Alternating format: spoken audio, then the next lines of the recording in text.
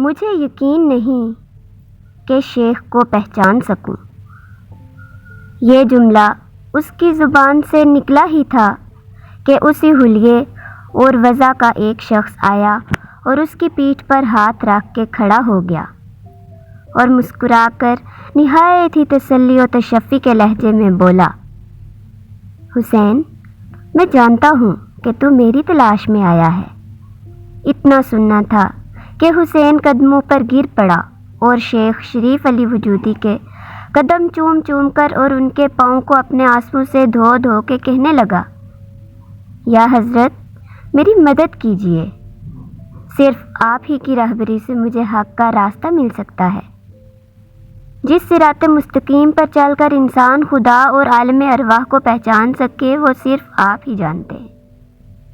شیخ جلال میں آگے، اے بحر وجود اور دریائے وحدت کے ذلیل و ناپاک قطرے، تیرا کیا حوصلہ ہے کہ اس وجود غیر موجود کے رموز سمجھ سکے؟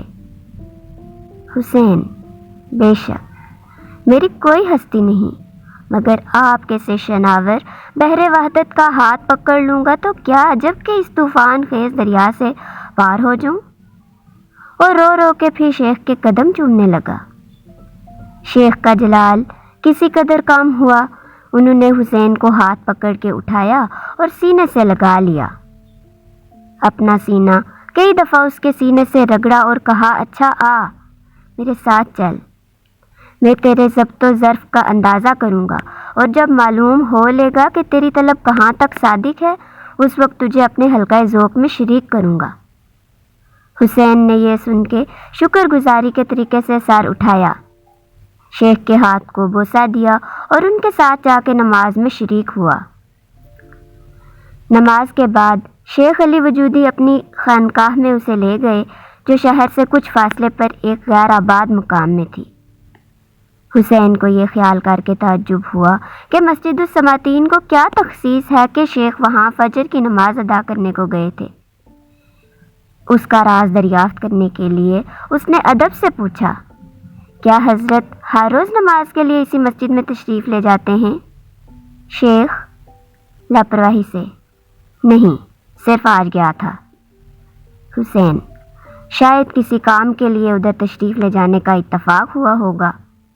شیخ ذرا برہمی سے، ولا تجسسوا، ان رموز کے پیچھے نہ پڑنا چاہیے، اگر سچا شوق ہے تو کبھی خود ہی سارا راز کھل جائے گا۔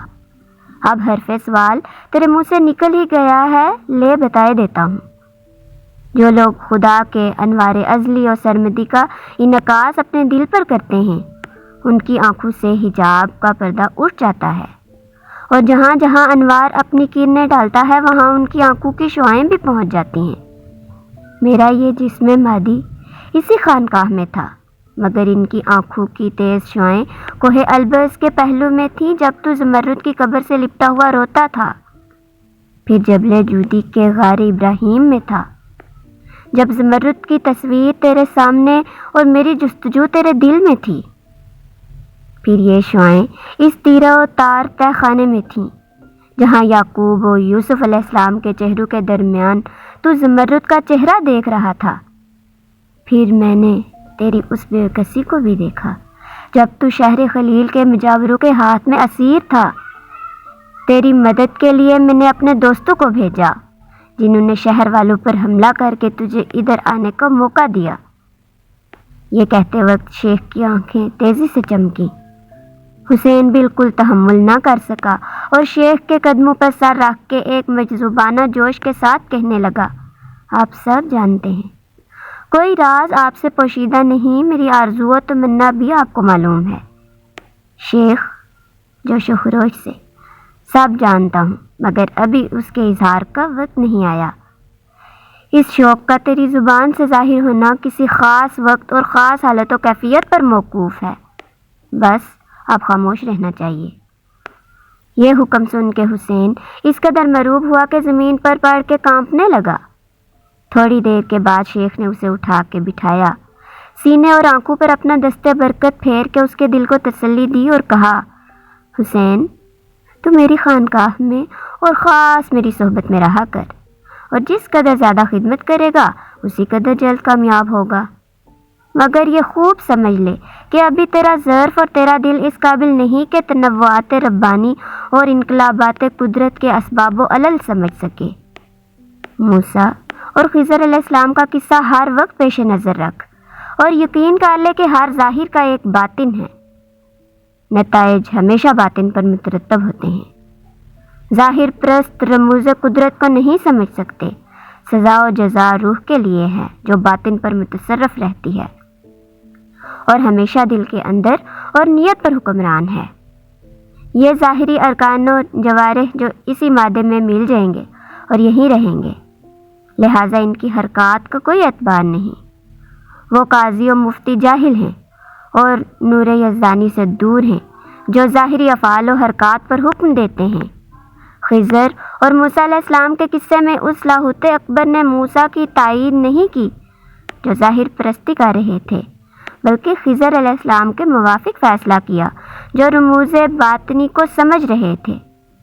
اسی طرح دیکھو، ابراہیم علیہ السلام نے جب بی بی کو بہن بتایا تو ظاہر پرست بہت گھبرائے کہ پیغمبر کی عصمت میں فرق آ گیا ہے، مگر ان کی جہالت ہے، خدا ابراہیم علیہ السلام کے دل دیکھ رہا تھا۔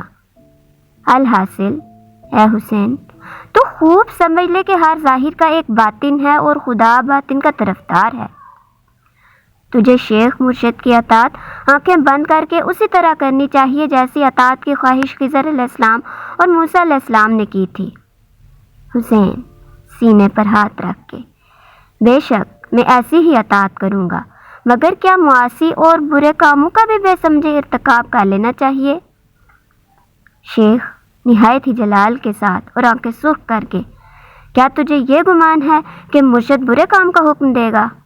حسین ڈر کے اور اخلاقی کمزوری کی شان سے، لیکن ممکن ہے کہ مرید کو وہ فعل گناہ نظر آتا ہو۔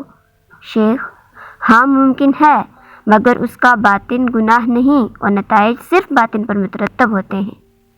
حسین مگر اسی باطن پر جو مرتکب اور کرنے والے کے دل میں ہو، میں ایک فعل کا ارتکاب کروں تو اس کے نتائج اسی نیت پر مرتب ہوں گے جو میرے دل میں ہے۔